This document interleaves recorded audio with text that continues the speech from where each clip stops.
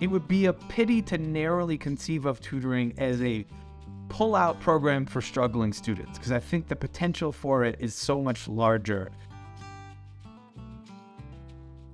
Hi, my name is Matt Kraft, and I'm a professor of education and economics at Brown University. Most recently, I've conducted research on the role of tutoring to support students in the wake of the pandemic and what it would take to take tutoring to scale nationally. Tutoring works because it's built on a premise of a strong relationship between a tutor and a student and individualized instruction. When done well, it provides a lot of at-bats for students to try out their learning, to test their understanding, and to get immediate real-time feedback. Tutoring has an important role to play in a multifaceted effort to support students in the wake of the pandemic.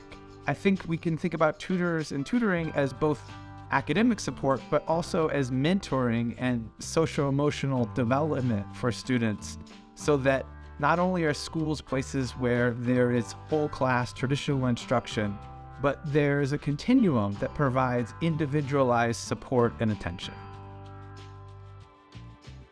In the wake of the pandemic, there's a momentum to democratize access to these types of personalized instruction by integrating tutoring into the public education system.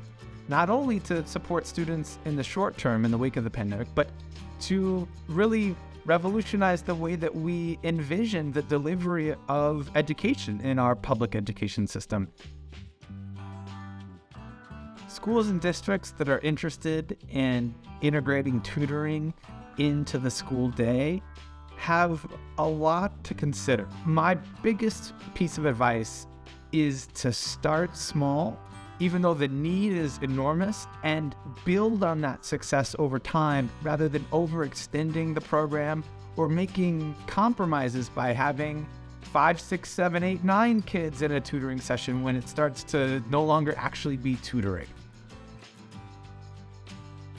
Common pitfalls in efforts to deliver tutoring are avoiding the kind of narrow focus on serving all students in the short term, and instead thinking about ways to sustainably build a tutor supply and training and support platform, and to look for ways to sustainably fund tutoring programs for the long term. By making sure we know where we're trying to get to with a tutoring program, that can help inform how the curriculum materials are designed. You want to have curriculum materials that are aligned with what's being taught in core classrooms, but they need not be exactly the same. They can supplement that. They, I think, also should be able to be successfully delivered by tutors. You have to make this reasonable for teachers to be able to support without requiring a whole host of additional communication. The way forward is to have a serious conversation as a society about what it would take to invest in tutoring for the long haul.